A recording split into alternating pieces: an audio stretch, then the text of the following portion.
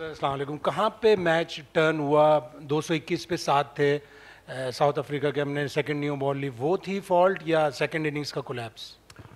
आई think उससे पहले पीछे चले जाएं। आई थिंक फर्स्ट इनिंग्स का collapse 316 for 5 and then 15 run पे हमने वो 5 विकेटें गंवाई। I think first thing first, वहाँ पे हम अगर 400 सवा 400 रन करते, जो हमारी पोजीशन थी, पार्टनरशिप लगी आगा और रिजवान की जो पार्टनरशिप थी, उसके बावजूद हम उसको यूटिलाइज नहीं कर सके। आई थिंक वो था। And then you have to give credit to opposition, जिस तरह वो खेले हैं कि कल जो हमारी सिचुएशन ऐसी थी कि जहाँ पे हम लीड ले सकते थे, लेकिन I think credit goes to Muthusamy कि जिस तरह उन्होंने खेला, उनकी shot selection was perfect. Maharaj के साथ उनकी पार्टनरशिप 70 रन की पार्टनरशिप हुई and then the 95 run partnership जो रबादा ने की। तो आई थिंक कि अगर आप क्वालिटी टीम के साथ खेलते हैं, तो अगर आपने देखा होगा कि मेरा within the span of 20 minutes we gave them 5 chances. उसमें हमने कैच ड्रॉप किए, स्टंपिंग भी मिस हुई और रन आउट चांस भी था। तो जब आप क्वालिटी टीम के साथ अगर इस तरह की उनको अपोजिशन को चांसेस देंगे, तो देन वो आपके ऊपर अटैक करेंगे, और वही हुआ कि हमने जो है वो एक्स्ट्रा रन करवाए उनसे। Azhar, when it comes to Pakistan batting, हमने मेरा ख्याल 93 रन्स पे लास्ट 4 इनिंग्स में 22 विकेटें हमने खोई हैं। 93 टोटल बनाया और 22 विकेटें, और वैल्यू एक विकेट की तकरीबन 4 रन आती है। जी बिल्कुल ठीक है। तो ये इतना ज़्यादा जब आपका खासकर लोअर ऑर्डर और फिर टेल एंड आपकी बिल्कुल ही कंट्रीब्यूट नहीं करती, तो फिर तो वो टीम, आप अगर टेस्ट में अगर अच्छी फाइट करना चाहते हैं और फाइट करके टॉप की टीम के साथ मुकाबला करना चाहते हैं, तो फिर ये मुमकिन नहीं होता। तो इसके लिए क्या आगे क्या स्टेप्स होंगे? डेफिनेटली आपका बड़ा अच्छा पॉइंट था और यही हमने एड्रेस किया था। ये चौथी दफ़ा हो चुका है इस 2 टेस्ट मैचेस में कि हमने इसी तरह ही विकेट गवाए। आज जैसे 44 रन पे 6 विकेटें हमारी गिरी हैं, तो I think this is not acceptable. I think we need to take responsibility. और जो हमारे दोनों कैंप थे, उस पर हमने इसी चीज़ की बात की थी कि हमने ये जो है कि जब भी है कि आपके टॉप 7 बैटर अगर 280-270 रन करते हैं, और contribution from the lower order वो बहुत ज़्यादा मैटर करता है। अगर आप अपोजिशन को देखें तो उन्होंने इस टेस्ट मैच में वो हमसे ज़्यादा बेहतर रन्स बनाए हैं। तो I think we need to keep working on these things. और अनफॉर्चुनेटली ये देखें आप, हम लोग लास्ट टेस्ट मैच खेले थे जनवरी में, उसके बाद अभी टेस्ट मैच खेले हैं। अगर उसके बाद अब नेक्स्ट टेस्ट मैच हमारा मार्च में है, तो हमें वो test match, regular test match खेलने पड़ेंगे कि ताकि हम इन चीज़ों से कोप कर सकें। एक बड़ी टीम टेस्ट की चैम्पियन भी है, 1-0 डाउन आके फिर जिस तरह उन्होंने राइज किया है, हार जीत खेल का हिस्सा है।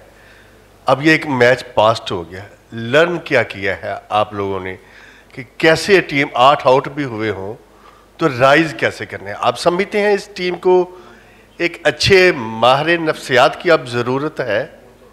देखिए, इसमें आपको अपने गेम के ऊपर जो है ना काम करने की ज़रूरत है। आपको अपने स्कोरिंग शॉट्स का पता होना चाहिए।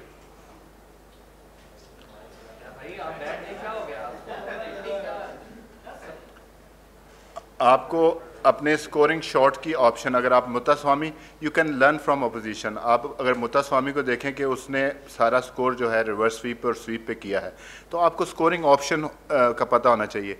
आज थोड़ा सा हम जो है ना, जब बैटिंग करने गए तो थोड़ा सा हम ब्लॉक करना शुरू कर दिया। थोड़ा सा अपोजिशन के ऊपर स्ट्राइक रोटेट करें, उसके ऊपर प्रेशर डालें, तो वो वहाँ पे बॉल नहीं करेगा। अगर जैसे उन्होंने आके किया, आई नो कि 70 रन से 68 रन से, तो अगर 200 रन होते तो डिफरेंट बॉल गेम होता।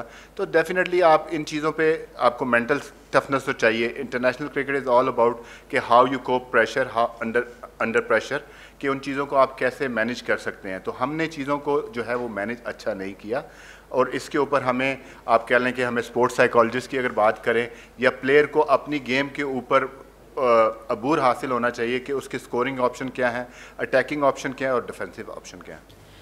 अजहर भाई, सीरीज़ से पहले शान ने कहा था कि वेस्ट इंडीज़ सीरीज़ में स्पिन ट्रैक्स इतने बने कि दोनों के अटैक्स लेवल हो गए। इधर भी हमने देखा कि साउथ अफ्रीका के स्पिनर्स ने एटलीस्ट मैच किया पाकिस्तान के स्पिनर्स को। तो अब 6 टेस्ट मैचेस हो गए हैं, 1 साल, तो अब आगे आपको लगता है कि ये स्पिनिंग ट्रैक्स में आप कोई ट्वीक लाएंगे, या फिर अभी आपको क्या लगता है कि साल में ये एक्सपेरिमेंट कैसी रही है? देखिए, अब अगर आप वेस्ट इंडीज़ की बात करें तो वो उस पिच पे बहुत ज़्यादा स्पिन था। अगर इन दोनों टेस्ट मैचेस की आप बात करें तो इसमें सब को उतनी ही वैल्यू मिली है। अगर आप बैट्समैन ने जिसने अपने आप को अप्लाई किया है, उसने बैटिंग में रन्स किए हैं। बॉलर्स को जो है अगर आप देखें, स्पिन बॉलिंग को भी आप देखें, स्पिनर ने भी आउट किए हैं और फास्ट बॉलर ने भी आउट किए हैं। आई थिंक कि these pitches were much better than West Indies pitches. इसमें इक्वल आपके पास चांस है। जहाँ तक आपने साउथ अफ्रीका की बॉलिंग की बात की, Maharaj one of the best spinner in the world है, there is no question about. और हार्मर जो है उन्होंने आज 1000 विकेट लिए हैं, तो बहुत ज़्यादा एक्सपीरियंस है उनके पास। और डेफिनेटली क्योंकि इसी वजह से वो नंबर 1 साइड हुए थे लास्ट ईयर कि वो ऑल बॉक्सेस टिक करते हैं। और अगर हमने आगे मूविंग फॉरवर्ड, अगर हमने होम में टेस्ट मैचेस जीतने हैं तो we have to play better against spin, और जब अंडर प्रेशर सिचुएशन होती है उसमें हमें एब्जॉर्ब और कोप करना आना चाहिए। अब्दुल जब्बार फैसल, स्पोर्ट्स बुलेटिन से। मेरा सवाल ये है कि हम दो जो बैक सीरीज हुई हैं वो भी हम स्पिनर्स पे रिलाई करते रहे हैं। सॉरी, स्पिनर्स पे रिलाई, स्पिनर बॉलर पे। क्या हमारे पास दुनिया के बेहतरीन फास्ट बॉलर होने के बावजूद क्या आप सजेस्ट नहीं करते कि हमें ऐसे ट्रैक देने चाहिए जो फास्ट बॉलरों को हेल्प करें और हमारी, ताकि बैटिंग बेहतर हो सके? क्योंकि हमारे बैटर जो हैं वो स्पिनर को खेलने में बिल्कुल नाकाम है। पिचेस के वाले से आप ये बताएं। देखिए, आपने बात की, अगर आप पीछे चले जाएं, लास्ट ईयर चले जाएं, तो हमने कोशिश की थी कि बांग्लादेश के खिलाफ फास्ट पिचेस बनाए जाएं। अनफॉर्चुनेटली हम उस टाइम पे ऐसे वक्त पे खेले थे जहाँ पे फास्ट पिचेस वो उस तरह का हेल्प नहीं मिली हमें because of the weather condition. तो आई थिंक कि मूविंग फॉरवर्ड अगर हमने इस तरह की पिचेस बनानी है और इस तरह की करनी है तो हमें डोमेस्टिक क्रिकेट में भी ऐसी पिचेस बनानी पड़ेंगी ताकि जो हमारे स्पिनर्स और हमारे जो बैट्समैन हैं वो जाके लंबे रन्स करें और उनको आइडिया हो कि इस कंडीशन में खेलना है। अनफॉर्चुनेटली जो हमारी पहले फर्स्ट क्लास क्रिकेट हो रही थी उसमें बॉल सीम ज़्यादा होता था, स्पिनर को कभी मौका ही नहीं मिलता था कि बॉल रिवर्स स्विंग भी ख़त्म हो गई थी गेम में से। तो अगर हम पिचेस ऐसी बनाएंगे, इसमें आपके पास फास्ट बॉलर का भी काम होगा, स्पिनर को भी मौका मिलेगा और रिवर्स स्विंग भी आपकी वापस आएगी। अगर कैरेक्टर शो करने की बात होती है, world test championship South Africa last time जीती और माइकल वॉन की स्टेटमेंट आई कि उनको इजी स्केड्यूल मिला था, होम सीरीज़ उनकी ज़्यादा थी, अवे सीरीज़। तो पहला टेस्ट मैच हारने के बाद उनका कि अब डिफरेंट बॉल गेम होगा क्योंकि सब कॉन्टिनेंट में टेस्ट। लेकिन कैरेक्टर उन्होंने शो किया, दे bounce back and they win the match by 8 wickets. तो वो अगर कैरेक्टर शो कर रहे हैं, हम तो अपनी एलियन कंडीशन, अपनी होम कंडीशन में खेल रहे हैं, हमारे बैट्समैन क्यों अपनी कंडीशन में स्ट्रगल कर रहे हैं? देखिए, हमें डेफिनेटली आपने जो बड़ी अच्छा बात की कि character show, this is the time.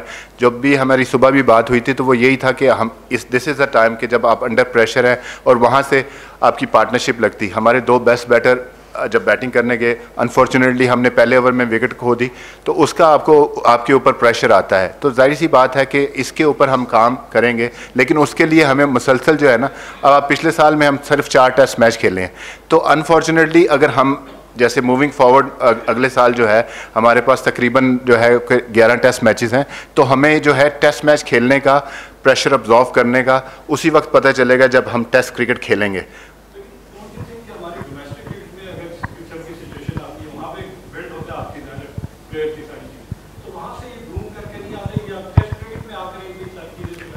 नहीं, देखें, अगर हमारे प्लेयरों को देखें तो देखें हमारे पास, अगर आप बाबर की भी बात करें, अब्दुल्ला की भी बात करें, ठीक है, इन्होंने इतनी ज़्यादा फर्स्ट क्लास क्रिकेट नहीं खेली हुई, ठीक है। अब्दुल्ला भी थोड़े मैचेस खेले थे, बाबर भी जो है ना इतनी first class test match cricket ही उन्होंने खेली।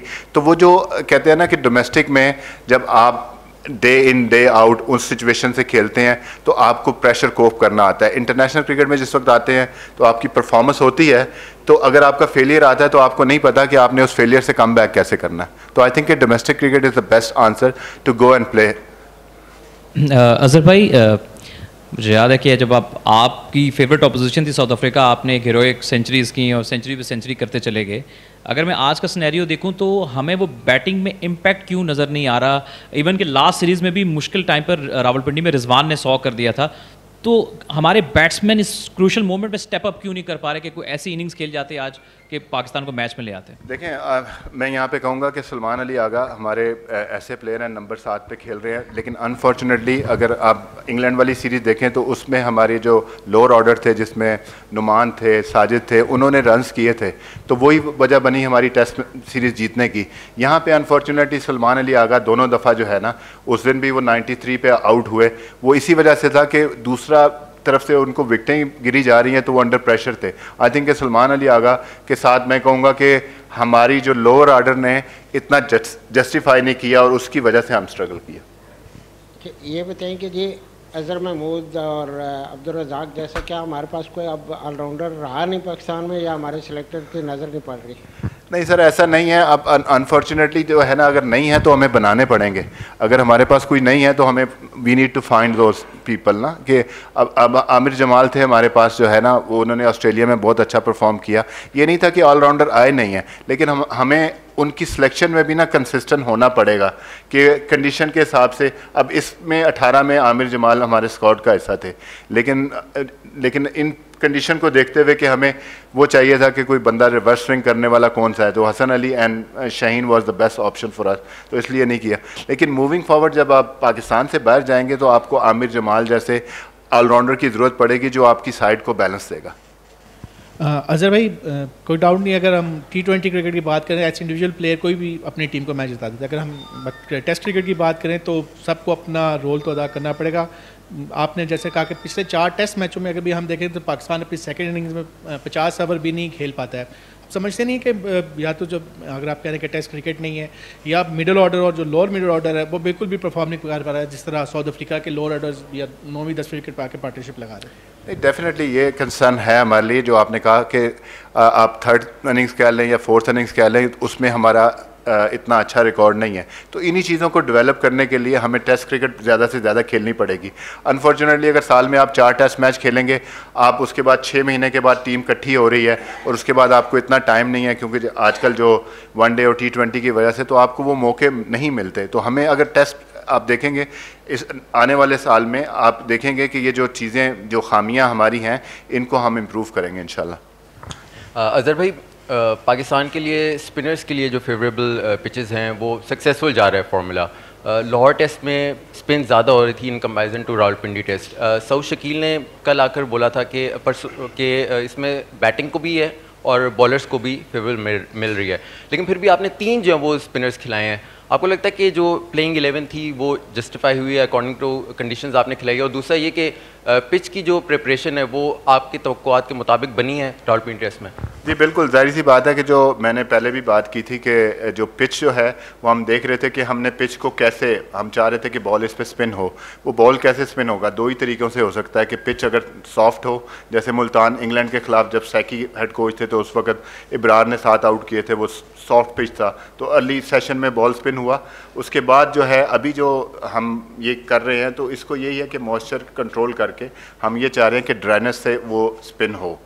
तो पिचेस का तो ये है कि मैं फुली सेटिस्फाइड के दोनों पिचेस से मैं फुली सेटिस्फाइड हूँ।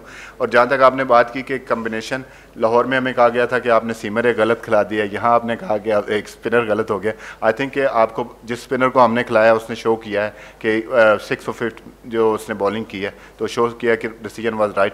अगर आप अपोजिशन को देखेंगे उनके पास भी 3 स्पिनर्स थे। मैं अरफा की बात को आगे बढ़ाऊँगा, क्योंकि जब हमने इंग्लैंड के खिलाफ हारे, बांग्लादेश के खिलाफ हारे, तो एक टोटल गेम प्लान चेंज हुआ कि हम इंग्लैंड के खिलाफ जीते, हम हारे नहीं, वो जो टेस्ट हारे थे। जी जी जी, तो उसके बाद हमने ये प्लान किया कि हमने अब स्पिन ट्रैक ही बनाने हैं। हम आज ये लग रहा है कि जैसे हम अपने ही बिछाए हुए जाल में खुद फंस रहे हैं। तो पाकिस्तान क्रिकेट में जिस तरह से ड्रास्टिक चेंजेस आ रही हैं, क्या हम वापस उस तरफ जाएंगे अब सेम विकेट्स की तरफ, या अभी स्पिन ट्रैप वाले फार्मूले पर अमल करेंगे? अभी ये देखें, अभी ये जो ट्रैक है ना, ये आप नहीं कह सकते कि स्पिनिंग ट्रैक था।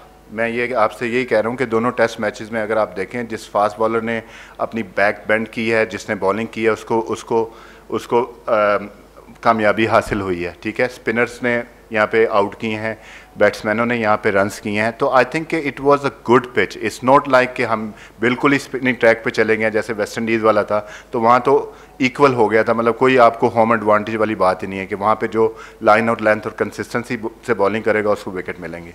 आई थिंक कि ये हमारी क्रिकेट के लिए ये ऐसी पिचेस जो हैं वो मेरे हिसाब में ठीक हैं। This is my own opinion, everyone has a right to have their own opinion. पर ये है कि इसको देखते हुए हमें ये लगा है कि हाँ, इसमें टेस्ट क्रिकेट के रिजल्ट भी आएंगे और हम इसमें अच्छा परफॉर्म भी कर सकते हैं।